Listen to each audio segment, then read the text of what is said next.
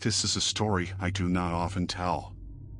I promise, sincerely, that this has scarred me for life, and although I have looked into psychological explanations for what I heard and natural explanations for what occurred, they remain unsatisfactory. When I was a child, I was scared of the dark. I swore to my mother I heard voices in it. They were not evil, but they were not familiar, and so they scared me. It was not uncommon in the middle of the night for me to wake up and hear whispers, as I would call them when asking my mom. She figured they were just bumps in the night and typical kids' nightmare material. I tried often to explain to her that it was more than that they sounded different from one another the way people's voices do. On some nights I would get so scared from these whispers that I would sleep in my mom's bed with her. It was a bonus that the bathroom was directly outside of her bedroom door for my late-night tinkles. I should add at this point that when walking out into the hall to go to the bathroom, you look directly down the stairs that would lead you into my living room on the first floor, as my mom's bedroom was on the second floor. On one such night, around Christmas, I awoke and felt the need to relieve myself. I walked out from the door and distinctly heard the phrase "look," and to my astonishment, a red light, almost like a spotlight, was cast upon the wall at the very bottom of the stairs. The light had no other source, it was by itself, and I was transfixed by it. Being a little kid, and it only being a few days from Christmas, I knew what this light was. It was Santa. How else could he get into my house to know I was being a good boy? I was so excited I began walking down the stairs to greet him, picking up my pace after the second step as it began to creep off the wall and fade into the darkness in my living room. That's when I heard him. A very strong, masculine voice. Different from the first. Not at all like my father's, not to say he isn't masculine, it was just distinctly different. It said, "Stop. Right now. Go back up those stairs." I listened, turned around, and what happened next I am not sure I would believe if someone had told me this same story. After reaching the top of the stairs, I heard a very loud crash that sent me running back to my mother's bed, where I jumped straight under the covers and stayed there the whole night. When we awoke the next morning, the poinsettia lights, little Christmas flower lights that glowed red, my mother had put on the railing down the stairs were pulled straight down to the bottom of the stairs, some broken from what seemed like a forceful tear, laying in a single pile. The tri-sink in my living room had fallen from the wall. My mother could not explain it. My father was worried we had been the victims of a home invasion. My sister was crying. Nothing was missing, nobody had broken in, and there did not seem to be any reason this had happened. And then I saw it, and I kept quiet about it because I was so afraid that I could not force words out of my mouth.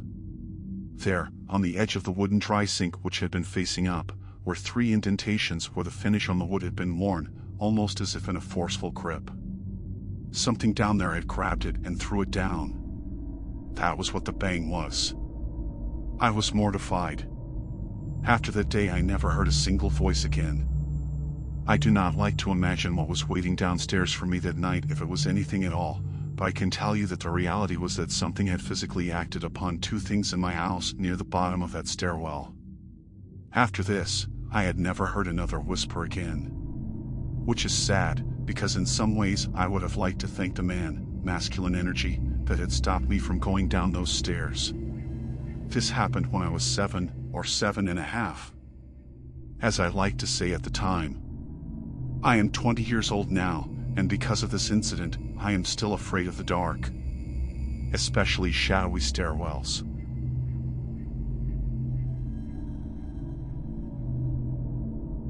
My house was built in 1904.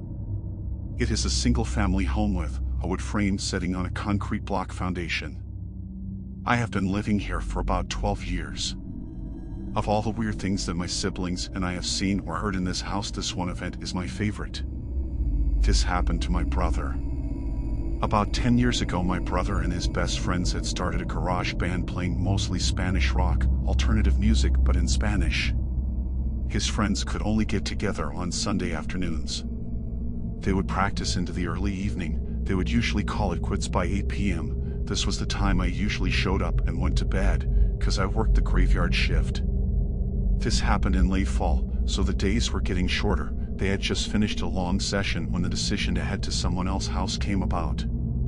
My brother handed his car keys to his buddy so they could load up the equipment. Everyone had filed out of the basement. The tricky part was that they needed to walk to the back of the basement, up the back stairs, through the kitchen doorway down the hall into the living room and out into the front porch. Everyone was outside sitting in my brother's truck waiting for him. My brother was walking up the back stairs when he remembered that he had left his pancakes in a to-go container sitting on a speaker in the basement.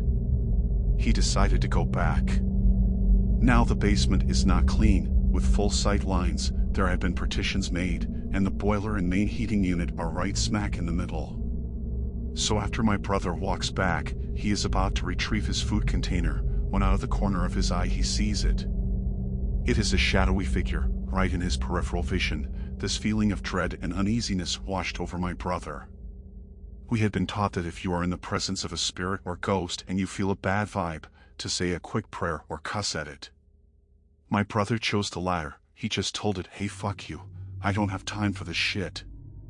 My brother started to walk to the back of the basement and briskly up the stairs, closing doors and turning off lights as he was walking out. The last light switch was on the opposite side of the front door. Luckily the door was open and the light from the street lamp was flooding the living room with its amber light. My brother said he felt something at his back, but at no point did he turn around. As he flicked the last switch, the living room went dark, as did the rest of the house. As he stepped out, he pulled on the door and closed it behind him. Still holding his food container in one hand, he jogged down the few porch steps. He walked towards the front gate. Our house resides far from the main street, essentially having a large front yard but no rear garage. As he closed the gap between himself and his friend-laden truck, he kind of smiled and thought things over in his head, mad at himself for spooking out when there was no reason. He climbed into the driver's side of the truck, put on his seatbelt, and got ready to pull out of the parking spot directly in front of the house when one of his friends asked, "Hey, wait, what about your brother? Isn't he coming with us?" My brother answered, "What do you mean?" "He went to work early tonight. He is already gone. Do you see his car anywhere?" The next question they asked, "So then, who was walking behind you when you were leaving the house?"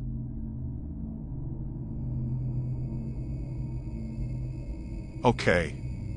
This happened to me when I was a junior in high school. It was December and it had just started snowing that evening. My best friend and I were in debate and getting ready for our state qualifiers that were the next day. We were writing our cases and, as usual, at each other's throats over the details of the cases. It was a stressful, tense evening. We finally finished our cases at about 3 a.m. Then, we went to my room for the night. Almost as soon as we get into my room, we hear what sounds like the water turning on at the other end of the house. No big deal, probably my parents, I think. Then, we hear the front door open. I told her, I bet Mom woke up and wanted some fresh air. It made sense. I thought that's what it was. Until we heard incredibly heavy footsteps in my living room, headed for my room. They were not anyone in my family's footsteps. Then they stopped. My friend and I looked at each other and were both freaked out, just standing, frozen in my room. We walked closer to each other and the footsteps started again, but this time they were running toward us. We both flipped. We grabbed each other's hands out of fear, and my bedroom door flew open. We both looked at the door. Nobody was there. We ran to the bathroom that was connected to my room. I closed/locked the door and stood against it. When we finally got the balls to do it, we sprinted to my parents' room, crying and hysterical. We startled my parents awake. They said neither of them had gotten up. My dad grabbed his gun and looked outside. No tracks in the snow, anywhere around our house.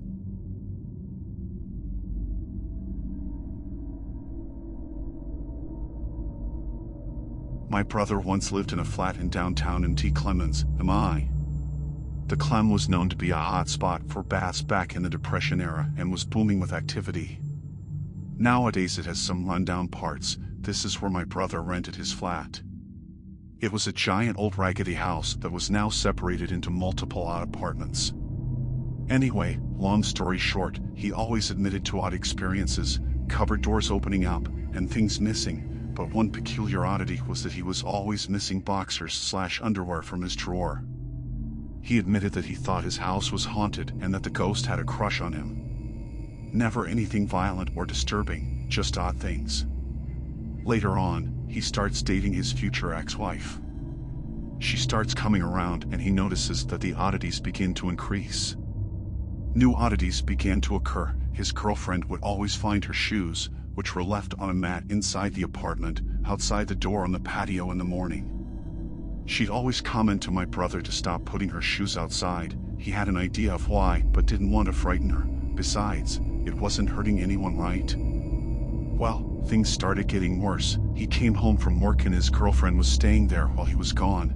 Claims that the stove burner kept lighting itself. She'd walk into the kitchen and it would be lit, and she'd turn it off and shortly later it'd be lit again. Then, one night my brother wakes up in the middle of the night and sees his girlfriend sitting at the end of the bed, not just seeing but feeling her near his feet, staring at him.